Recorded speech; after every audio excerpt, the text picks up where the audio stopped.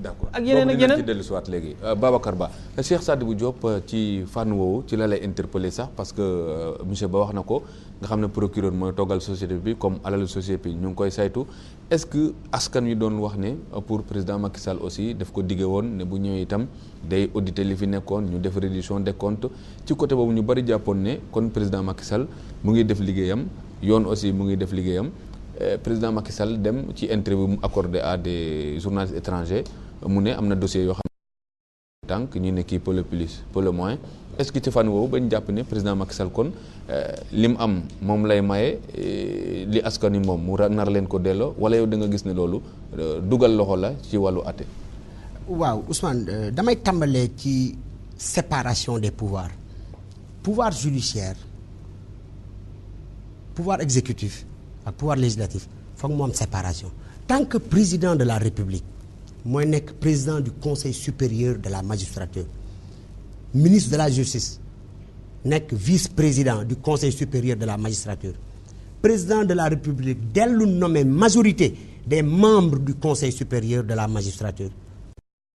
jaaxa dina mën a lalu ci xelu nit ñi bu ñu ñëwee ci li ba doon wax sànq les magistrats du siège constitution du Sénégal moo consacré inamovibilité des magistrats du siège mais dafa am benn concept flou bu ñuy wax nécessité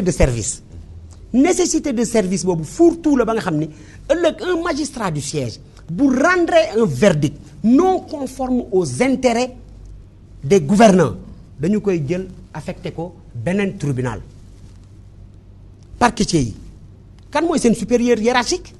ministère de la justice ministre de la justice militant d'un parti au pouvoir ministre de la justice président Macky Sall fal ko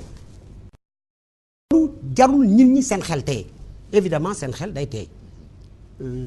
question bi nga ma doon laaj sànq lan la mooy par exemple président Macky Sall mu ne dafa teg tànk ci ay dossiers ci ay interview yu mu accordé presse étrangère bi yoo xamante ne nee na bu ko indi woon peut-être mën naa yëngal réew mi ci côté boobu ñu jàpp ne ku mën a teg dossier sa tànk ci yeneen dossier bu ci nekk aussi est-ce que war na ci kon yow yaa ngi may gën a firndeel ni que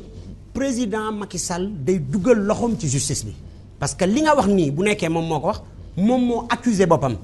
ne jël na ay dossier teg ko de côté kon moom mooy tànn dossier yi ñu war a atte ak dossier yi ñu warul atte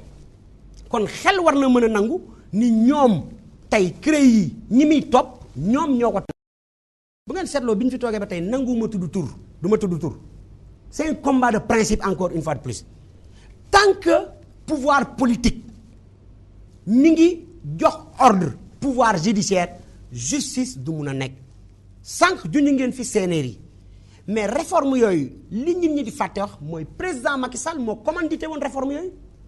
au nom du peuple sénégalais biñ ko joxee mu am ay levée de bouclier dans son parti ñenn ñi nee nañ li leen neex la ñuy jël li leen neexul duñ ko jël mais xanaa li ñu commandité séenéer yi Amadou Mahtar Mbow jiite ko ñëpp nangu sellam ak ñamu àndaloon ak seen xam-xam ñu ne ñoom li leen neex la ñuy jël ko jël te bul fàtte réforme yooyu mooy soubassement wu assises yi te président Macky Sall signataire des assises la et je persiste et signe que c'est pas sous réserve da ko signé kon rupture bañ doon woote noonu bu nekkee wax dëgg yàlla dëgg la ci ñoom foog ñu soppi doxalin fi may daanelee rek mooy dafa mel ni nguur gi fi nekk ñoom tey dañu allergique wala réfractaire à toute forme de critique ba pare du ñu seetlu li ñuy def ak li ñu warul def tey xoolal li ñu def sànq mon camarade d'Amnesty mi ngi koy wax Balde tere nga ko mu génn Sénégal xeexul reyul Balde levé nga immunité parlementaire am reyul nit xeexul waxul Balde convoqué nga ko jox ko mise en demeure mu dem un mois après delsi Balde boobu boo ko soxlaa dafa jar ngay jël GIGN yóbbu këram xataraayu excès de zèle boobu mooy li ñu defoon encore may rappeler nit ñi ci Ousmane Ngom biñ ko wooyee mu ne du ñëw fan lañ ko jëligee Tamba li gars yi di fàtte mooy avion la ñu taal daf ci kérosène daf ci waa BIP ñu dem jëli ko loolu Ousmane Ngom fan lay dem fan lay daw fan la am fu gën Sénégal réew mi dafa war a ànd ak dal état ñoo war a xam ni état d'âme du mooy gérer dëkk sérénité moo koy gérer ñun M23 Patriotique ñu ngi invité encore Le gouvernant actuel a plus de sérénité surtout concernant les dossiers de justice di nga gis ñu bokk ci nguur gi du ma fi turu tur yëkkati nañu seen kaddu ne am nañ ay preuves dirigeants yi fi nekkoon 4000 milliards la ñu luubal keneen jóg ne 6000 milliards mais le parquet financier de Paris verdict bi mu mujjee rendre mais c'est une honte extraordinaire pour tout juriste qui se respecte non-lieu total loolu mooy lan ñu mujjee wàcc ne 117 milliards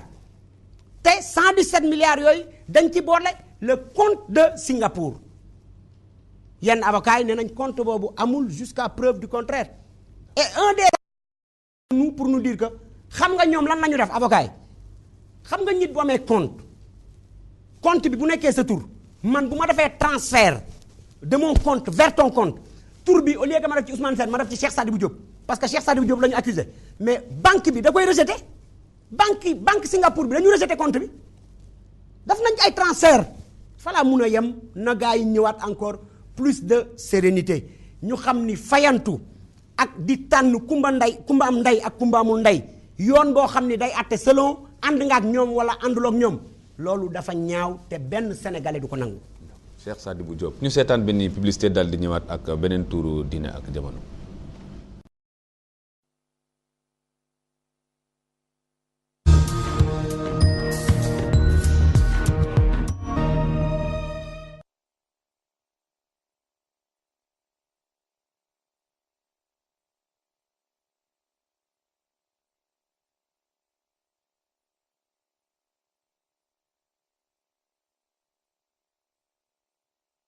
semaine bu nekk ak Orange Money mën ngeen gagné lu tolloog la ngeen fayoon ca jali ba wala ngeen gagné lu tolloog xaalis ba ñu leen yónnee woon. Orange Money.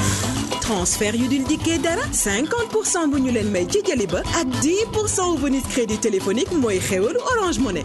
Orange Money. Orange Money. Le transfert d'argent change avec Orange, la vie change avec Orange.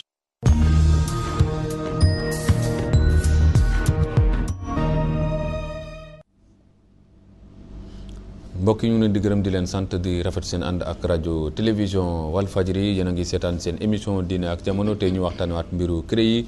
ak itam ñiñ ci topp rawatina Karim Wade ak Abdoulaye Baldé mi ñu tudd ne ba moytul itam dinañ ko wolu gannaaw mise en demeure bañ ko defoon ba mu indi justificatif yi ñu nekk ci di ci waxtaante ak nit ñoo xamante ne ay technicien lañ di wax waxu science tey aju ci procès boobu rawatina ci ak yelleefu doomu aadama Aboubacry Mbodj bu ma la relancé ci loolu nga xamante ne information bu yàggul presse sénégalaise bi reprendre ko ne ci benn interview président Macky Sall nee na am na dossier yoo xamante ni daf ko mujj bàyyi parce que dafa nekk yoo xamante ni yu am doole la aussi loolu est-ce que day wone rek ne kon bu fekkee alal la boo xamante ne alalu Macky Sall la wala alalu keneen daf ko mën a maye na ko wala bu fekkee alalu askan wi nag day nekk boo xam ne da koy delloo askan wala mu bàyyi yoon ci def liggéeyam est-ce que xel mun naa nangu président Macky Sall am dossier yoo xamante da koy bàyyi ak yoo xamante da koy topp bu fekkente ni itam ci wàllu état lañ nekk ak yoon boo xamante ni équité la ngeen ciy laaj. maa ngi leen di gërëm xëy na man dégguma ko président wax ko presse bi aussi bu ko waxee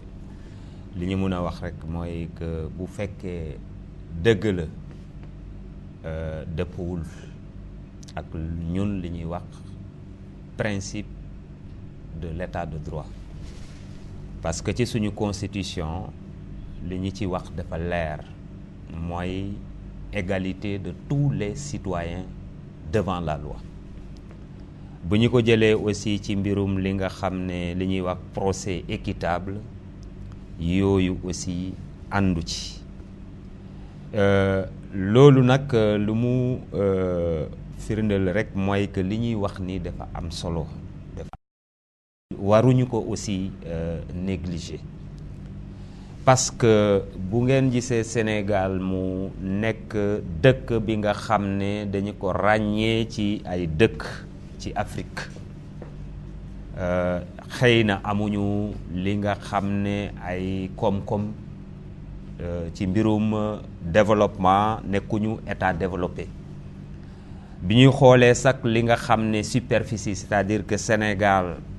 ci dëkk yu gën a tuuti ci bu ñuy jëlee ci plan géographique mais lu defoon Sénégal dëkk bi nga xam ne dafa am rayonnement sur le plan international c'est que dañuy fonk li ñuy wax état de droit te le président président Léopold Sédar Senghor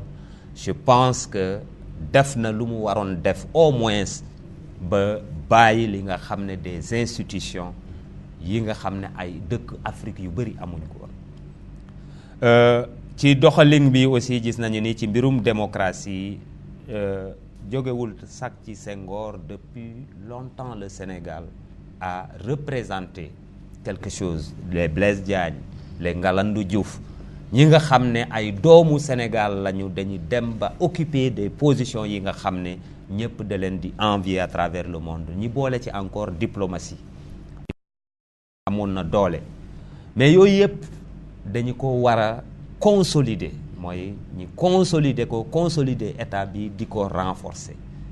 mais bi ñuy demee di par exemple comme li ñuy yëkkati ci CREI bi gis nañu aussi que effectivement que CREI bu mu commencé am ba léegi dafa mel ni li ñuy tuumal ñëpp ñi nga xam ne bokkuñu ci gouvernement bi te gis nañu ni ñi nga xam ne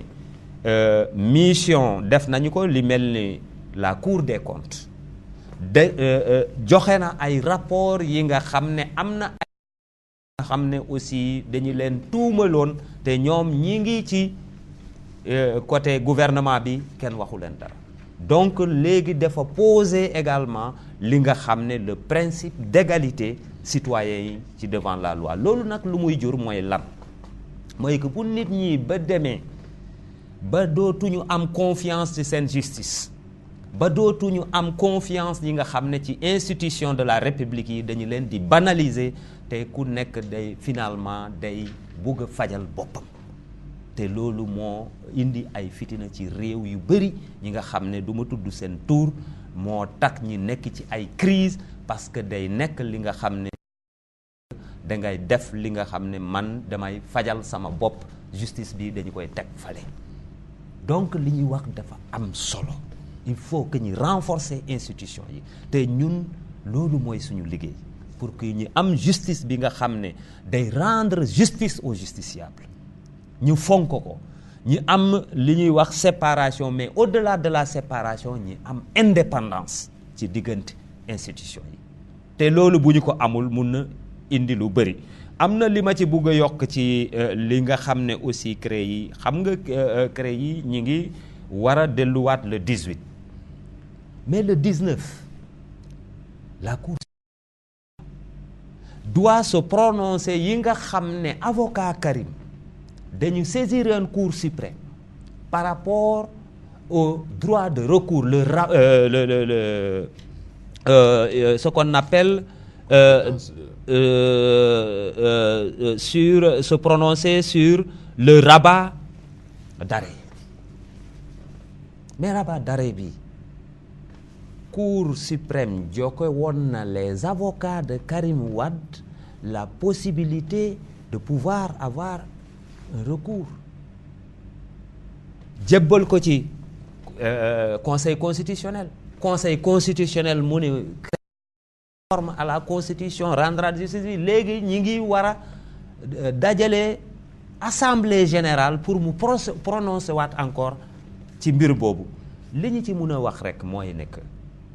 droit de recours constitution Sénégal moo ko maye moo ko garantir CREI yi mënu ko dindi parce que CREI yi tuuti na ci constitution Sénégal te yaakaar nañu aussi que cour suprême yi nga xam ne magistrat ñi fi nekk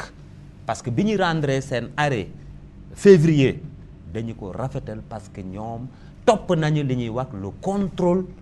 de conventionnalité c'est différent du contrôle de conformité. De conventionnalité c'est-à-dire que traité yu Sénégal signé ratifié ko yi nga xam ne sax ñu mel ni charte africaine des droits de l'homme et des peuples ak yeneen convention des droits de l'enfant ak droit jigéen ñi ñu dugg ci préambule constitution bokk nañu li ñu juriste yi wax le bloc de constitutionnalité dañu ko war a appliquer te ñoo gën a kawe loi CREI donc Cour suprême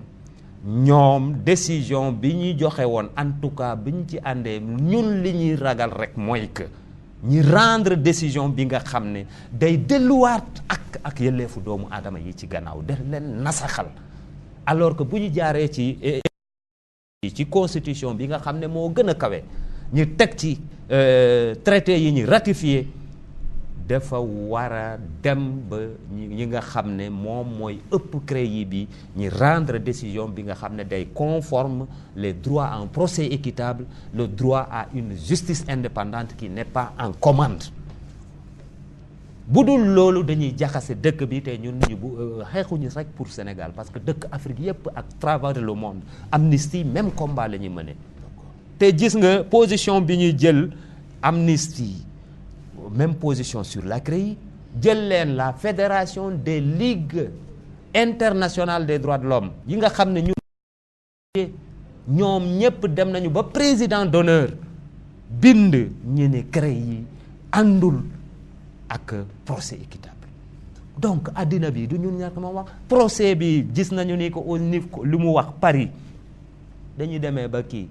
mais dañuy def ay kii ñu ne ñoom affaire bi léegi continuer wuñ ci kii dañu ko classé yooyu yëpp waroon nañu ñi nga xam ne ñooy atte fii ci ay une cour spéciale avec des procédures spéciales yi nga xam ne Sénégal war na ko romb war nañu gestu magistrat yi aussi ñu rendre justice parce que bu ñu ko deful nag aucun Sénégalais te loolu déclaration universelle mu ni qu'un peuple n'accepte de soumettre à la tyrannie et bu ñu ko buggee soumettre à la tyrannie le peuple a le droit de prendre même les formes parce que ça devient une violence légitime parce que peuple bi mooy souverain peuple bi mooy teg dirigeant yi fii te gis nañu lu xew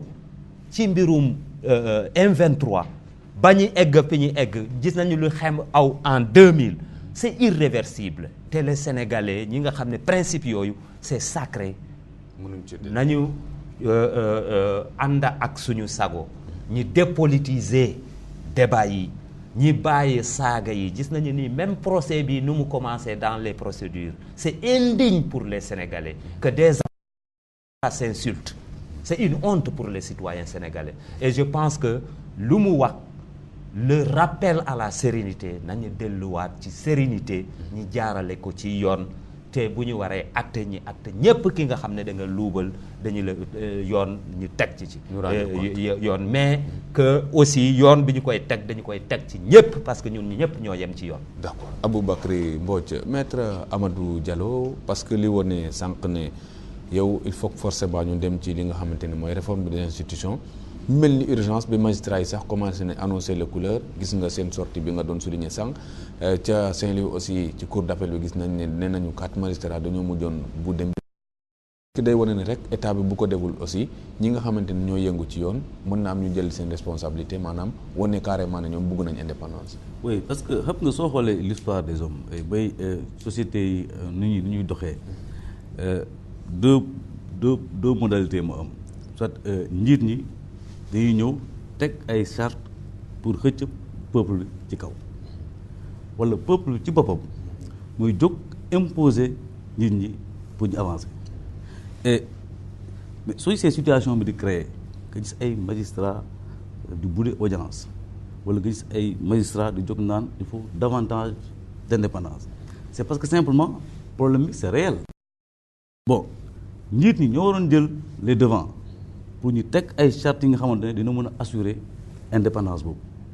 mais suñu ko deful parce que le peuple sénégalais dans toute l'histoire le peuple sénégalais est un peuple de liberté est un peuple qui tient énormément à la liberté soo ko joxul daf koy jëlal boppam et je pense que le fait que muy jóg di xeex pour jël ko boppam loolu moo xaw a ñaaw loolu moo war a indi ay jafe-jafe ba tax na ni nguur ñu fi teg yaakaar ni ñoom mën nañu yóbbu peuple ci kanam ñoom ñoo war a jël ay décisions yi nga xamante ne ñooñu ñuy jóg ñu naan il faut ñuy jot suñu ak yelleef ñu bañ a wàcc ci tali di xeex parce que loolu jafe yu bëri man personnellement su ma xoolee luy am ci réew mi malgré les manquements am naa yaakaar bu baax parce que xam naa ni sénégalais yi am na yu bëri duñ ko nangu pour revenir à la CREI parce que soo xoolee aujourd'hui le débat parce que ñu ne le 18 la ñuy vider le débat sur l'exception d'incompétence il y a un problème Karim nee na moom waruñu ko àtte CREI parce que pas seulement parce que CREI day violer le principe du procès équitable mais nee na moom sa qualité de ministre jox na ko privilège de juridiction et à ce niveau-là je pense que c'est-à-dire que dès la mise en demeure bu dee procureur spécial moom il a estimé que la réponse qui a été fournie n'est pas satisfaisante ou n'existe pas moom dafa war a saisir ou la commission d'instruction de la CREI ou la commission d'instruction de la haute cour de justice c'est-à-dire que même au niveau de l'instruction la war a décider kan moo war a atte alors haute cour de justice tamit amul voie de recours il faut aussi le souligner mais tey avocat wu Karim yi nee na ñoom haute cour de justice moo ko war a juger parce que simplement moom ministre la woon et à ce niveau soo xoolee ñu ne la non bon c'est un débat il reste ouvert ñu ne la non parce que c'est une infraction instantanée loi bi moo ko wax donc instant bu ñuy infraction du constitué wu ba instant boobu nekkaloon ministre man personnellement am nañu tenir position boobu c'est des gens peut-être plus cultivés que moi sur la question mais man de façon simple dama jàpp ni loolu dafa xaw a tee xel tuuti parce que enrichissement illicite lan la waxoon naa ko sànq mooy nga nekk benn position de pouvoir pas forcément enrichissement illicite pas forcément keesu état bi c'est pas ça l'enrichissement illicite boobu mën na nekk détournement de deniers publics mais mooy nga jël sa position nga am ci xaalis c'est-à-dire que nga nekk peut-être benn autorité keneen ñëw jox la xaalis pour nga favoriser ko par exemple ci benn marché xam nga kooku soo xoolee objectivement ni jëloo xaalis réew mi mais profiter nga sa position pour am xaalis bi nga xamante ne waroo ko woon am te peut-être suba loolu mën na gàllankoor marche république mais loolu bu mu koy def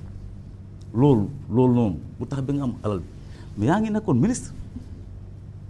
wala nga occupé benn position de pouvoir donc mënuñu wax ni infraction bi c'est au moment de la mise en demeure soo xoolee infraction législateurs yi juristes yi ñu ngi ko définir c'est-à-dire il faut mu am ñetti élément mooy élément légal mooy c'est-à-dire il faut mu am benn texte de loi wala benn décret bu ko prévoir wala mu am élément légal mais aussi mu am élément matériel c'est-à-dire le fait lui-même ensuite mu am intention coupable ñetti éléments yooyu mais mënuñu wax ni mise en demeure bi rek mën na constituer infraction et certains juristes nee nañu mise en demeure en réalité c'est juste pour faire courir les délais de prescription parce que c'est à compter de la mise en demeure la ñu mën a naan infraction bi dans tel délai poursuivre parce que c'est pas quelque chose que l'on peut poursuivre indéfiniment loolu aussi ça rentre contrairement à aujourd'hui man position bu ñu bëgg a jox législateurs yi sur la question de l'instantanéité de l'infraction mais loolu peut-être c'est quelque part pour protéger même la personne poursuivie parce que su amul loolu mënuñ toog tey ñu poursuivre la 50 ans après ñu sànni wooy gis nañu beneen kii ñu toppaat la te loolu du jeex te soo xoolee yoon kii waxoon na ko sax c'est pour créer une stabilité sociale donc nee naa tey Sénégal il est temps que ñi delloo ci xel yi ñëpp wax nañ ko qu'on revienne à la sérénité que ñu luubal xaalis réew mi seen situation il doit rendre compte mais nañ ko jaarale ci yoon ak tey parce que sinon mën na jur li nga xamante ne dina yàqal ñëpp. d'accord ñu ngi lay gërëm it Amadou Diallo Babacar Ba ci côté boobu. voilà donc nit ñi dem nañu sax ba wax ne est-ce que sénégalais bëgguñu quelque chose et son contraire peuple bi ñoo exigé woon reddition des comptes bu ñu ci duggee ba léegi yow yaa ngi doon wax politisation bi de toute part côté bu nekk lay jógee est-ce que ci fan woowu aussi problème mu critère la yi ñu laajoon ñu tegal leen yeneen wala noo ko mën a ko. donc en fait pour juste indi benn quelques éclairages par rapport ak li le maître wax maanaam ci wàllum privilège de juridiction bi ak mise en demeure bi. mise en demeure bi rek que moom mooy élément constitutif bi donc parce que il y a deux éléments constitutifs pour le délit d'enrichissement illicite dafa mise en demeure bi la ak absence de justificatif voilà donc il faut que mu am mise en demeure ba pare mu am absence de justificatif maanaam nga indi ay justification yoo xam ne xëy na doyul procureur bi maintenant en fait maître pour privilège de juridiction bi c'est vrai ñoo ngi def ay commentaires ne xëy na waruñu ko woon qualifier comme une infraction instantanée man je suis d'avis je suis d'avis mais problème mooy actuellement on est en train de discuter sur ce qu'il devrait être maanaam waruñu ko woon def infraction instantanée mais dañ continue mais c'est dommage c'est la loi et dañ koy wax la loi est dure mais elle reste la loi donc man je ne serais pas surpris si le 18 la CREI se déclare compétente pour juger cette affaire-là parce que c'est la loi xëy na moo am ay faayam noonu lañ ko bindee mais mënatul dañ c'est textuel donc loi bi xës na ko ba consacré comme une infraction qui est instantanée donc c'est au moment où lañ la def bon ci lañ def mise en demeure bi nga ñëw toog indi ay justificatifs yoo xam ne xëy na doyul procureur bi moom ci moment boobu lay jàpp ni que infraction bi constitué na bu jàppee ne infraction bi constitué fa lay toog xool ne waa ki ma est-ce que ministre la wala du ministre bu dee présentement ministre la mu jël automatiquement dossier bi yóbbul ko haute cour de la justice mais bu fekkee ni moment boobu jàpp na ni kii mu jàkkaarlool amul ndomba tànk da koy jël yóbbu day jël directement ñu def voilà quoi CREI kii ko mais loolu bu ñu koy xool ci xel yenn wul maanaa parce que tey Karim lépp lu ñu ko mën a toppee dañuy jàpp ni ci bi muy am ndomba tànk la donc foofu aussi man je suis tout à fait d'accord ak ñoom ñu qualifier infraction bi comme ni ko le professeur Samba waxee comme une infraction continue mais man en tant que légaliste man je ne me fie que sur les textes comme texte bi loi bi ñoo jàpp ni c'est une infraction instantanée même bu fekkente ni aussi dañ koy déplorer parce que tey Karim lépp lu ñu koy mënti toppee c'était dans l'exercice waxuma sax pendant mais c'était dans l'exercice de ses fonctions donc tey bon bu fekkonte ni am na nu ñu ko doon interpréter xëy na mënoon nañu jàpp ni haute cour de la justice moo koy loolu mais man dama jàpp ni tey Karim haute cour de la justice jugé ko wala muy CREI mais en fait c'est pas parce que tey dañ la yóbbu CREI tu es condamné c'est pas parce que tey xëy na dañ la yóbbu haute cour de la justice vous êtes condamné non donc foofu fu mu fi mënti dem aussi de façon il y a des organismes qui sont là li ci mel ni tey forum du justiciable ñun mooy li ma la am na yenn yoo xam ni wax dëgg yàlla ñun dootuñu ko seetaan ci réew mi lépp loo xam ni dinañ ko def ba suñu état de droit mën a jëm kanam dinañ ci taxaw parce que aussi bu ñuy waxtaan dañuy waxtaan aussi xoolante ci ay bët parce que dama jàpp ni tey réew mi fu mu toll nii newul juste que CREI yi tey moom moo violé loi bi newul juste que ni tey CREI yi moom lañ jàpp ni tey juridiction la boo xam ni am na ay failles parce que état de droit bu ñu koy wax li mu ëmb moo bari état de droit bu ñu koy wax aussi le respect de la loi ci la bokk te loolu mun naa la jox léegi juste benn exemple parce que bi ñu fan yi ñu wees gis nañu on avait voté une loi de 2010 portant parité hommes et femmes loi boobu li ci xew ñun ñëpp teg nañ ci suñuy bët loi boobu en fait dañ ko violer dans toute sa rigueur te biñ ko violé amul kenn koo xam ni jóg na ci wax ci man boog gisuma ko te foofu man dama jàpp ni le président Macky Sall quelque part il a trahi son serment et j'assume pourquoi parce que ci serment bi moom il avait dit que il va respecter et il va faire respecter les lois parce que état de droit bu ñu koy wax respect de la loi da ci bokk kon tey bu ñu voté benn loi mu jaar assemblée loi bi génn ñu promulguer ko loi bi ñu publier ko journal officiel mais ci état de droit loi boobu kenn waru ko violer c'est inadmissible dans un état de droit te li ma ci gën a métti mooy cette loi là portant parité hommes et femmes quand cette loi là a été violée du kenn ku gis ku génn wax ci loi boobu te foofu bu ñu jógee ci président non mais en fait non pas président bi parce que liste tubaab bi respecté wuñ ko bi ñuy def aussi comment dirais-je bi ñuy fal les maires et autres parité bi am na yenn instructions yoo xam ni respecté wuñ ko mais loolu kenn waxu ci te foofu man dama jàpp ni tey l'association des femmes juristes man dama leen di interpeller c'était leur combat à elle seule donc ma jàpp ni tey association des femmes juristes waroon nañoo mën a génn sur le terrain loolu ñu kaas ko parce que ñoom la ñu porté à leur ñoom en fait ñoom la ñu indexé carrément association des femmes juristes gisuma kenn ku ci wax société civile bi aussi dama leen di blâmer parce que lu tax ma leen di blâmer tey xam nga ñun dañu amoon société civile boo xam ni xëy na ñoom ñoo ñu doon encourager tey ñu mën a dem ba am ne dañuy yëngu ci wàllum ak yelleef société civile bi ku ci mel ni tey ay Aliou Tine ñoom dañ leen doon dégg ñuy wax mais Aliou Tine tey kenn déggatu ko. mais Aboubacry ngi nii ku ci waaw non exemple laa lay jox rek. waaw mais parce que même bu fi Aboubacry nekkee aussi Aliou Tine man référence la woon ci man. référence la woon ci man kon damay soxla aussi léeg-léeg may toog di ko dégg ku ci mel ni Penda Mbow déggatuñ ko ku ci mel ni professeur Amsatou Sow Sidibé déggatuñ ko. El Hadj Diouf ñoo ngi koy dégg mais déggin bi daan nañ ko gën a déggee noonu donc ma jàpp ni tey société civile bu ñu koy wax dafa war a nekk société civile boo xam ni du xool li ko neex li ko arrangé mu wax ci parce que ñoom ñooy sentinelle bi sentinelle la ñoom ñooy fi nekkal tey population bi bu ñu toogee gis ni loo xam ni tey état bi jël c'est des actes qui sont illégaux donc c'est très normal que société civile bi wàcc sur le terrain casse loolu te foofu aussi je lance un appel à notre société civile que muy mouvement M23 que muy Y'en a marre que muy les organismes de défense des droits humains que muy société mouvement citoyen donc dama jàpp ni tey mentor bi nga xam ni solo nañ ko lépp loo xam ni tey état bi moo ko doon def jaaduwul ñu génn taxaw ci xeex ko ba loolu dañ beneen aspect bi ma terminer fa lay daanelee mooy que ni temps yi forum du justiciable en fait dañu defoon benn point de presse donc pour dénoncer ay faits yi nga xam ni jotoon na fi am faits yu ci bëri am na yoo xam ni jot nañ ko ci wax mooy que Sénat ñun dañ jàpp ni tey Sénat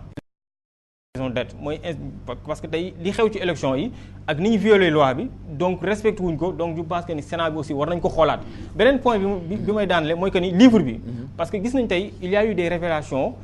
qui sont un peu scandaleuses dans la plus haute sphère de notre police et de notre gendarmerie loolu aussi ñoo ngi koy ñaawlu parce que dañ jàpp ni tey ñun bu ñu demee bay dégg ay drogue di dégg yenn anime yi di ci tudd police ñun daf ñuy tiital parce que tey citoyen bi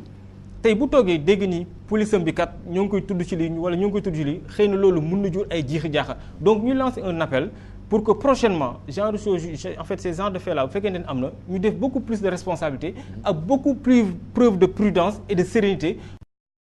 gérer parce que état de droit du créer yi ret état de droit lépp la un ensemble voilà mooy réguler rek nga may ma tuuti rek am na li ma bëgg a leeral c'est pas pour polémiquer boo waxee ne que par exemple la violation ñi ñuy violer loi parité que société civile waxul xëy na peut-être que il faut être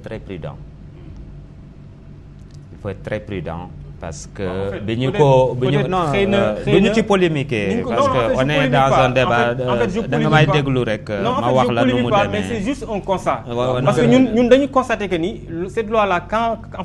elle a fait l'objet d'une violation et puis d'une violation ostentatoire mu en fait à la vue et au su de tout le monde attraction bi ñu ci doon xaar li ñu doon xaar que nit ñi def ko xëy na société civile bi parce que je vous dis Alioune Tine yéen aussi société civile ngeen. non lu ngeen ci initié à l'époque mais liñ ci mënoon def nañ ko. liñ ci mënoon def nañ ko ci polémique donc am na dama leen informer information rek laa voilà kon may ko mu préciser loolu rek laa lay wax ne il faut être nuancé parce que affaire bi bu mu xewee d'abord la responsabilité wax nga ko ça incombe d'abord à l'État de faire respecter la loi le préfet moom ci boppam moo jalgati yoon la Sénat n'a pas joué aussi son rôle ñëpp xam nañ ñun bi ñu ko yéegee AJS ñi ngay wax RADDHO ak Amnesty organisation des droits de l'homme ñun ñëpp taxaw nañ ci te am nañ ci ay geestu waxtaan ci am ci ay organisation ñi nga xam ne sax dem nañu xëy na peut-être selon aussi les circonstances ñu jéem a sax seet ndax mun nañu waxtaan ak kilifa diine ñi nekk Touba nan la ñu war a defee ba ñu respecter loi bi mais man ci sama bopp organiser naa ci panel bi nga xam ne dama jël madame Fatou Sow Sarr responsable du laboratoire genre Fall femme Afrique de l'Ouest jël Moustapha Diakhaté yi nga xam ne président des groupes parlementaires ñëw taxaw wax li ma wax ñoom ñëpp ñi ngi may dégg maa ngi ko def café de Rome avec un débat au moment ñi nga xam ne ñi ngi violer loi bi di ci wax ne dañuy war a état bi dafa war a appliquer la loi def nañu liñ ci mën xëy na peut-être li ñu ci yaakaar woon ci combat ñi ko waroon porter ñu def ko mais bul wax ne ni c'est-à-dire en fait nit ñi def nañu dama lay reeral rek taxaw nañ ci te xeex nañ ci te mais c'est juste que dañu nekk ci état de droit li may wax donc ñu jàpp ni parce que ñun amuñu problème ak Touba wala amuñu problème ak Tivaouane mais dañu jàpp ni dañu ne état de droit donc bu ñu nee état respect de la loi donc c'est en fait fondement la boo xam ne franchement dañ ko d'accord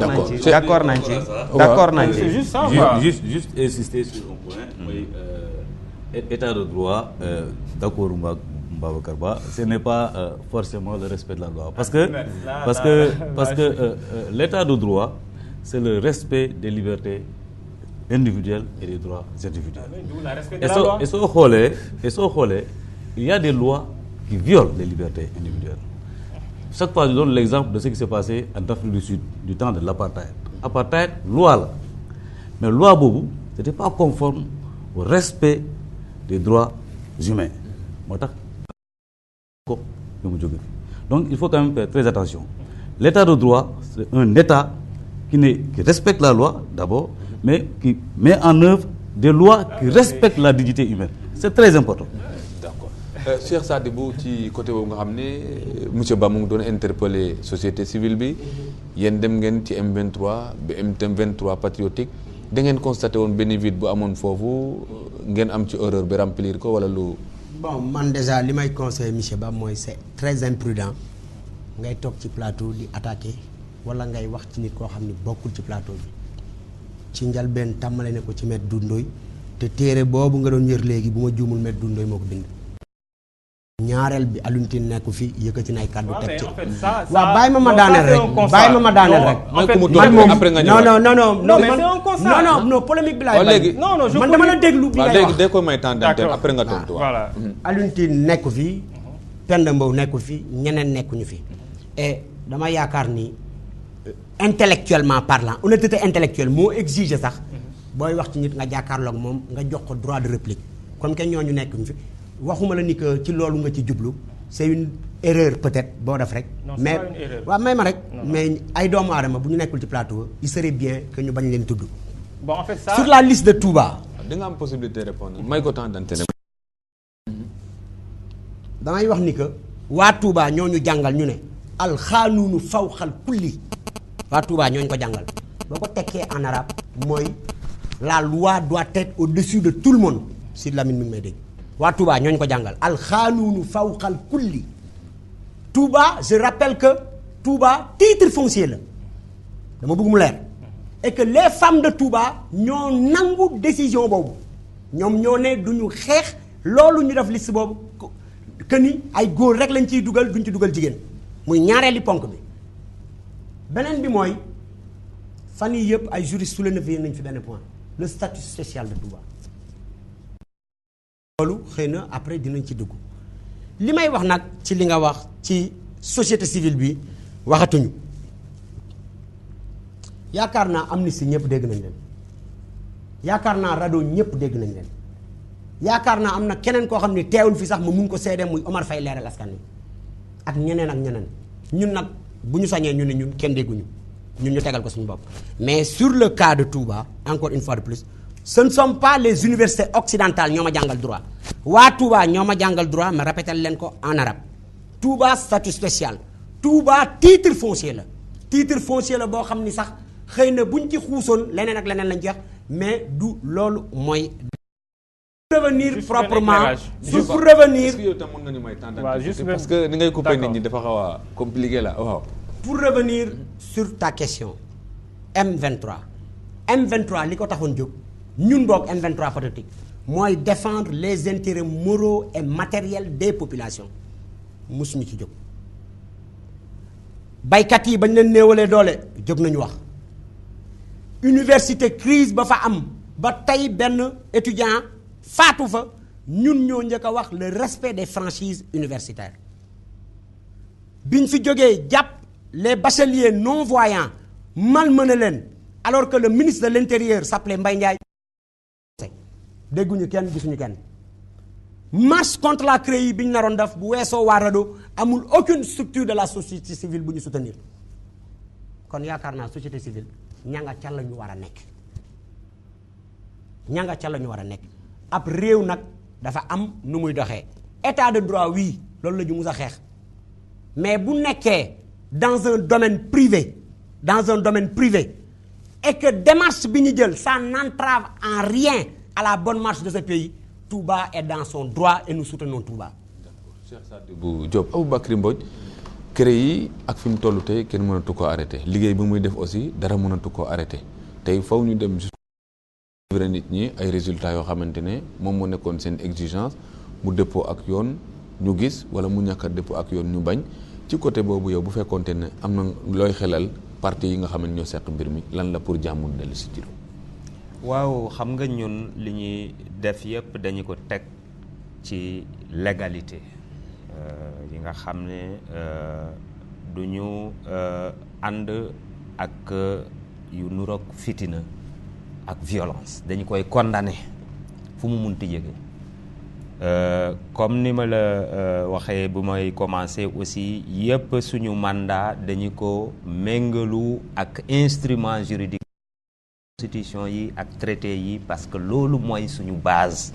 mooy suñu fondement CREI yi mu ngi fii man du ma wax ne ni que CREI yi nekkul ci ordonnancement juridique Sénégal mu ngi ci mais dañuy wax ne ni que CREI yi juridiction spéciale avec des procédures spéciales yi nga xam ne àndul li ñuy wax procès équitable àndul ak garantie procès équitable mu ngi fii nag utiliser nañu ko mais ni ñuy gisee ni ñu koy utiliser encore dafa gën a tey xel te xam ne bi ñuy waxee ne que CREI yi baaxul parce que mun nañu ko jël comme instrument de règlement de compte te bu ñu nekkee ci esprit boobu mooy que finalement danañu def la justice entre parenthèses wala def ko de côté que mu dem di law mu nekk ay règlement de compte sur règlement de compte te gis naa ni ñi nekk ci nga xam ne actuellement ci gouvernement bi mais ànduñu ak CREI yi am na ñi nekk ci gouvernement bi ànduñu ak CREI yi suivre naa benn débat yàggul ni ñi nga xam ne des personnalités ñi ngi ci gouvernement ñi ngi servir ñi c'est des conseils et cetera mais dañuy wax ne ni baaxul est-ce que tu vois donc à telle sorte que ñun léegi li ñuy invité rek ci CREI bi mooy bi mu ñuy waaj a sax tàmbale procès bi dañuy génn waat suñu position yi ñu waxoon yépp dem ba bitim réew ba commission africaine jébbali leen aussi principe yooyu ñu rappeler ko ñi ni que il faut dire le droit nañu rendre justice parce que bu ñu ko deful aucun Sénégalais te léegi le fait sax CREI yi nu mu commencé ñi nekk boor ñi ne CREI yi amatul compétence pour juger ñi ne CREI yi am na compétence pour juger loolu rek doy na pour wane ne ni que décision boobu moytul bu ñu war a joxe bu jaarul ci yoon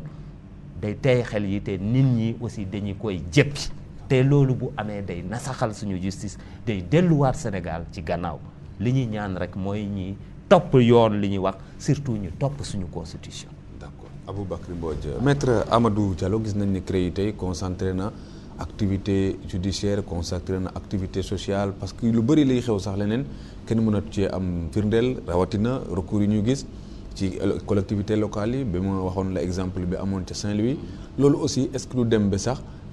nasaxal yeneen combat yoo xam ne nit ñi waroon nañ ko mener en matière du respect des droits humains. Oui, le respect des droits humains, je pense que la paix, l'aspiration à la paix, c'est un aspect du respect des droits humains. Aujourd'hui, les Sénégalais, ils veulent la paix. Parce que, c'est vrai, nous sommes créés, parce que c'est une position que nous avons avant, position politique que nous avons avant, nous concentrer attention aux Sénégalais. Ça, c'est tout à fait compréhensible. Moi, je pense que CREI est pareil parce que nous sommes athées. Même parce que nous, l'Organisation des droits de l'homme, Amnesty en particulier, notre combat, il est permanent. Xam nga am ñu mën a yéen CREI mu ngi jugé kañ loolu ci waxati non pour que suba même li soirée continuer suba bu mu amati et moi aujourd'hui j'estime que il est possible, en tout cas par rapport au procès de Karim Wade, il est possible de trouver une solution certainement qui va satisfaire tout le monde. Parce que soo xoolee tey ñii nee nañu CREI yi mënuma juger parce que man lii telle qualité la amoon parce que haute cour de justice boo moo war a juger mais tey si la CREI s'est déclarée incompétente par exemple. te lu mën a nekk la. lu mën a nekk la parce que am na ay arguments juridiques en faveur de cette incompétence là c'est vrai que les arguments contraires aussi am na mais CREI mën na jàpp ni elle est incompétente et ci boobaa dina participer à l'apaisement du climat social parce que ci lu ma dëgg Karim Wade moom waxul bu ñu ko juger mais dafa ne CREI yi waruma mën a juger parce que lii ak lii moo tax te loolu am na lu mu ko firndeel donc CREI tey su elle se déclare incompétent eh bien loolu waxuma ne je ne suis pas sûr à 100 mën na participer à l'apaisement du climat social et l'autre élément mooy parce que xam nga justice c'est vrai que justice su rendre des décisions dina am ku kontaan dina am ku mer loolu la parce que ñaari nit ñoo jàppante donc forcément yoon su la ne yow yaa wax dëgg ku yaakaar ni amoon na dëgg te yoon joxu ko dëgg wax dëgg yàlla xolam du neex te am tamit lu muy wax ci loolu nit ki même su la joxul dëgg nga xam ni quand même au fond de toi-même en âme et conscience que jaarale nañu yoon donc aujourd'hui man ci lu ma dëgg aussi loolu dama ko dëgg rek ñi naan xam nga mettre en place la haute cour de justice par rapport aux règles de la majorité à l'Assemblée nationale risquerait de poser problème parce que majorité qualifiée bu ñu laaj pour constituer affaire yooyu daanaka am na ñi nga xamante ne dañu yaakaar ne si lu ñuy wax ba tey mënul nekk moo tax ñu choisir la CREI et à ce niveau là si c'est vrai lu ñu wax loolu quand même mooy immixtion du pouvoir exécutif dans la marche de la justice et c'est ça qui est des droits de l'homme comme Amnesty parce que exécutif warul mën a dugg ci loolu c'est vrai président de la République ministre de la justice ak procureur de façon générale mën nañu déterminer de la politique criminelle d'un pays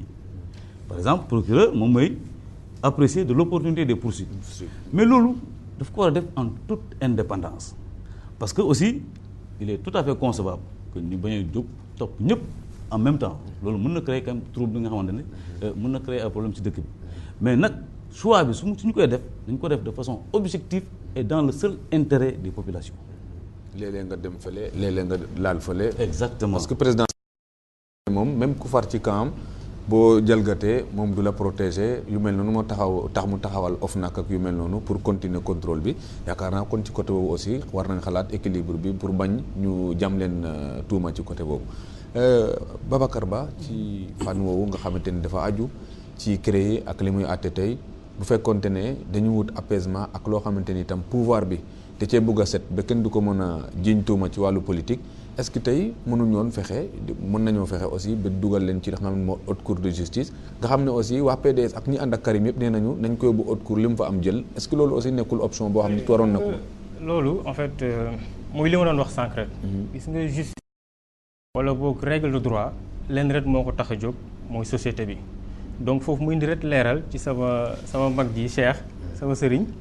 donc xëy na samay propos da ko mal interprété parce que man sànq dama doon wax rek di joxe exemple parce que loi dama jàpp ni parce que foofu moom maître d'accord ma ci ak yow parce que loi pour man le respect de la loi bokk na ci lu ñu naan état de droit waaw dëgg la am na loo xam ne nit ki moo ko moom muy ay dignité yooyu mais pour man li njëkk le respect de la loi loolu dafa bokk ci fondement yi nga xam ni dafa tënk état de droit donc man awma problème wax dëgg yàlla ak Touba donc c'était juste un exemple dama wax loi ñu laaj ma exemple ma joxe. plaidé ni règle de droit dafa war a jël en considération ñun li ñuy dund parce que ñun boo xoolee suñu réalité parité ñun dunduñu ko parité xëy na occidentaux yi ñoom ñoo ñu ko imposé. voilà waa jeex na li tam aussi day voilà waaw non dama koy colorer mais damay parce que aussi bëgguma ñu jël samay propos ñu interpréter noo nga xam ne waxee ko noonu donc waaw donc je n'ai rien contre Touba donc man sama bu ñu defee parité wala parité ma loolu ça me dérange pas mais dama ni loi moom bu ñu ko xësee ba voté dama jàpp ni dañ ko war a respecter da nga ma laaj exemple moo tax ma joxe la benn cas mënoon naa la jox aussi ñi nga xam ni au niveau des mairies bi ñuy voté am na ci ñoo xam ni parité bi respecté wuñ ko mënoon naa la jox exemple boobu donc en fait que ce soit très clair donc li ma doon wax léegi pour que sax maître wax na ko xam nga aussi traque des biens mal acquis bi donc dafa nekk loo xam ni man dama jàpp ni dañ ko dafa am ci ay secteurs yoo xam ni dafa am bokk ci ay nit ñu ciblé parce que tey boo xoolee ci nguur Abdoulaye Wade Karim moom rek nekk fa woon ministre tey am na koo xam ni nekkoon na ci nguur Abdoulaye Wade yoroon fa ay ndomba tànk te am na loo xam ne sax jiiñoon nañ ko ba tey fu mu nekk nii moom ci parti Macky Sall donc ma jàpp ni tey bu ñu wax traque des biens mal acquis dafa war a nekk loo xam ni dafa war a large képp koo xam ne peut-être yow jàpp nañ ni waroon nañ la saytu jàpp nañ ni yoroon nga ndomba tànk donc pour man tey war nañ la mun a woo entendre la mais bu fekkente ni da nga jël sa nga jël recherche yi boo am parti boo ko limité ay sentiment de frustration pour ces questions nag dama jàpp ni man loi wala boog règle de droit dañ ko war a def de telle sorte que bis bu ñu ko taxawalee ku nekk gis ci boppam donc pour que mu mun a am transparence ñu taxawal haute cour de la justice wala CREI yi ñu def de telle sorte que mu am synergie loolu du def lenn lu dul gën a dëgëral sunu franchement sunu démocratie. Par rapport à ce point là man j'ai pas de souci. Cheikh Sadibou Diop nga xam ne ci société civile ngeen di saytu ak yelleefu doomu aadama nekkinu askan wi tey ñu gis ne am na une concurrence de besoins wax nga waxu nawet bi wax nga waxu dund gi ak fitna yëpp boo ko boolee ak une sorte de conjoncture de malheur yoo xamante ne peut-être dépendre ci pouvoir mais ci yàlla. yi nga xamante ne war na tax nit ñi gaaw day jëm ci wàllu apaisement pour mën a génn ci gouffre bi. waaw apaisement moom mooy li gën ndax yaakaar naa amul lenn lu nit mun a construire ci àdduna fii ak fitna mi ngi am lenn nag lenn doo ko tabax fii ak ay fitna mi ngi am waaye ñi ñu jiite tey bu ñu demee ci li nga xam ni mooy doomu aadama yi fa la ñu war a sukkandiku muy koom-koomu réew mi dafa am benn plan bu ñu fi indil. bu tudd plan Sénégal émergent mais plan boobu wax naa ko ci plateau yi waxati ko du ma tay ci di ko wax plan boobu dafa am ay blocage premier blocage bi